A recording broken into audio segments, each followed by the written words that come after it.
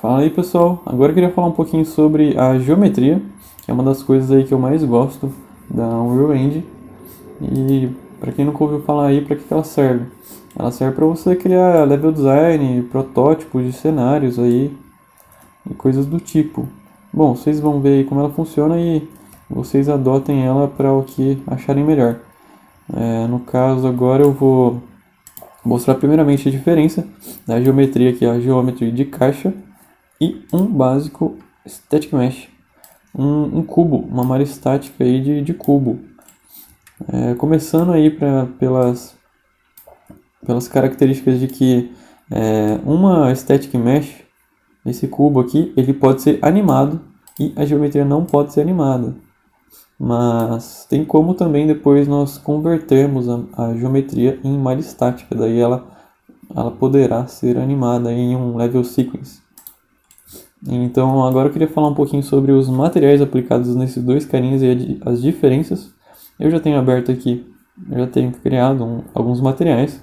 Eu vou primeiro tacar um material com textura no meu Static Mesh, no meu cubo aqui, e vou tacar na minha geometria. A diferença a gente já consegue reparar que ele só pega em uma face, em um polígono aí. O cubo tem 6 polígonos aí. Se eu quero, por exemplo, colocar materiais diferentes em cada face, isso é interessante. Já se eu quero colocar o mesmo material em todo o cubo, já não é legal ficar aplicando face por face, né? Então eu posso ter um jeito aqui de deixar selecionado o material, adicionar uma geometria. Ele vai já aplicar em todas as faces, mas se eu dar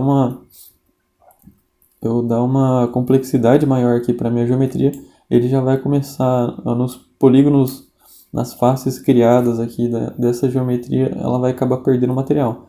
Mas também tem como, depois de converter em malha estática, os lugares que não ficaram aplicados os materiais, depois que ser convertido, ele vai pegar em todas essas faces aqui que não foram aplicados nenhum material ainda. Então temos esse caminho aí também. E começando agora também, falando um pouco agora sobre as distorções da malha,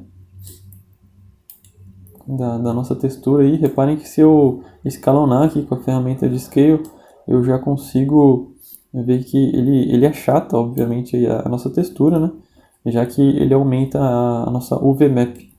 E se eu aumentar também, dar um Scale aqui desse jeito, ele também vai achatar do mesmo jeito. Só que este não é o jeito correto de se aumentar aí uma geometria. O jeito certo é vir aqui nessa edição de geometria, de modos aqui. Eu vou para edição de geometria e posso selecionar as faces, os vértices e as edges, que são as linhas.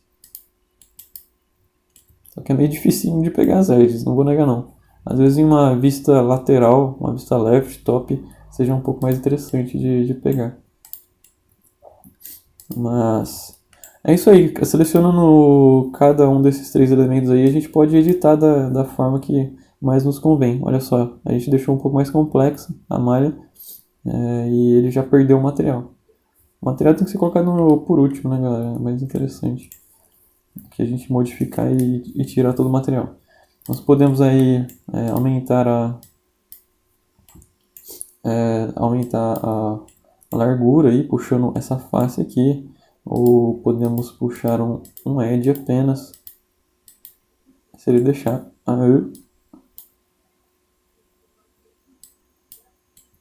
E posso personalizar do meu jeito. É claro que isso aqui ainda tem 6 faces, mais pra frente a gente vai aprender como aumentar isso aqui, né? Outras opções aí do edição de geometria aqui. Mas por enquanto vamos focar no básico aqui, que é o que nos interessa agora.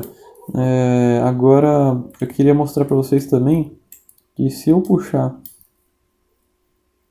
essa malha 3D para cá, essa face, esse polígono aqui, reparem que ele cria mais textura, como se fosse um azulejo, né? Ele vai duplicando e desse jeito ele não achata, igual achata aqui quando eu aumento desse jeito.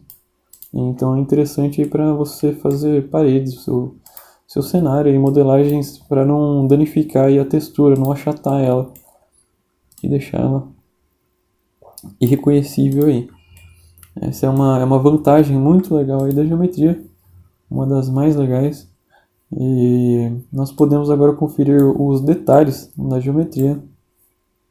Aqui, esses são os detalhes cujo a função, lembrando, é mostrar os detalhes de tudo que está selecionado, né?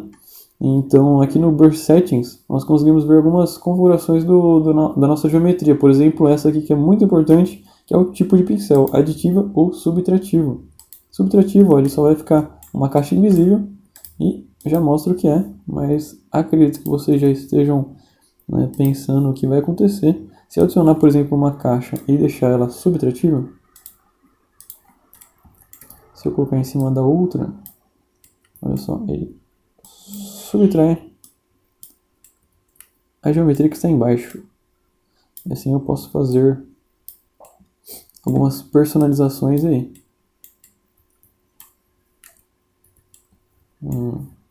Por exemplo, eu vou deixar aqui, eu vou querer fazer uma portinha. Posso fazer casinhas assim bem facilmente, né, pessoal? Não sei se vocês separaram. Aqui no formato de pincel temos o modo caixa, temos... Aqui é o modo caixa que eu puxei essa caixa aqui, eu posso trocar por aqui, eu posso puxar um novo formato aqui de cores, cilindro, escada. Cada elemento aqui tem sua peculiaridade. A caixa, no caso, ela vai ter essas aqui. A escada vão ter algumas outras. A gente vai ver a escada, mas o restante fica aí para vocês fuçarem. Por exemplo, nós podemos alterar aqui deixa eu clicar nessa aqui, vai ficar mais fácil de ver. Posso aumentar o eixo X, Y e o Z por aqui. Posso deixar o meu objeto oco. Olha só a diferença, que legal, que interessante. Vou deixar oco. Opa, ele volta pro padrão, tinha esquecido disso. Mas olha só, eu puxei para cá e reparem que ele criou mais polígonos por dentro. E é isso que faz o oco. Se ele não tivesse criado esses outros polígonos por dentro, como só uma face aqui, se eu entrar aqui no meu objeto sem o oco, olha só, a face quando está invertida, ela fica invisível na URL. Então, essa que é a vantagem do oco. É interessante para a gente fazer construções aí também. Deixa eu ver se eu lembro onde está o meu outro. Aqui, beleza. E aqui logo embaixo nós temos aquela opção bem importante que eu havia dito antes, que é criar uma malha estática. Mas, bom, eu tenho essa geometria selecionada, eu quero converter ela em malha estática para animar, ou senão eu posso, por exemplo, guardar um objeto aqui porque ele vai fazer parte do cenário em vários momentos, daí eu posso duplicar ele facilmente, não selecionar todas essas geometrias e duplicando. Vai ser bem mais fácil se eu converter em malha estática. Vou aqui criar em malha estática. E aqui eu tenho o meu gerenciador de pastas, o meu navegador. Eu vou escolher essa pasta aqui que eu já havia criado de props. Eu vou colocar o nome aqui. Vou colocar o nome de garagem, criar. E ele transformou em malha estática, só que reparem que ele não ficou aquela geometria subtrativa. Para converter junto, é só deixar apertado o Ctrl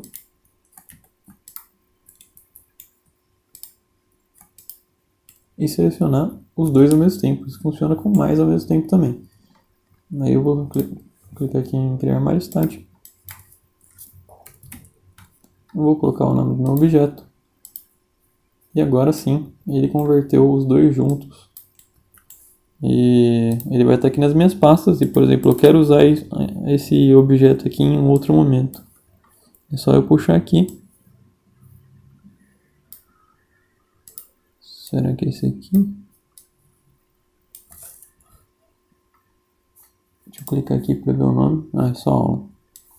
Aí eu posso puxar aqui e colocar em outra parte do meu cenário aí.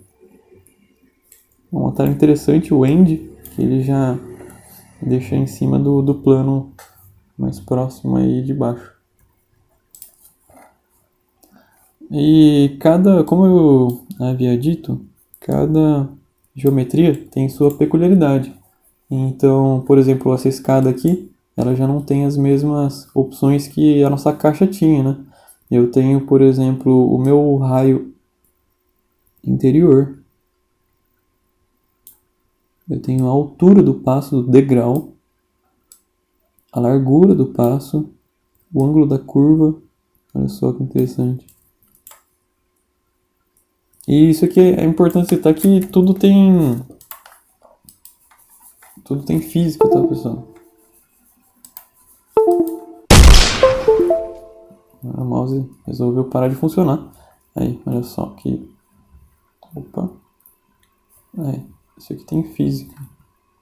Esse aqui acho que não vai ter porque foi convertido em Mario Static, tem que recriar a colisão. Física não, a colisão.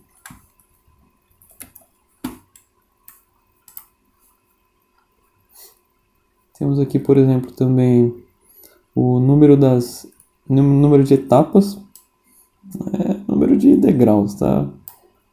A tradução às vezes dá uma pecada. Temos horário, sentido horário e anti-horário. E é isso aí, cada um tem sua peculiaridade. Por enquanto é só. A gente vai ver algumas opções mais avançadas nas próximas videoaulas. Até lá, valeu, falou, tchau!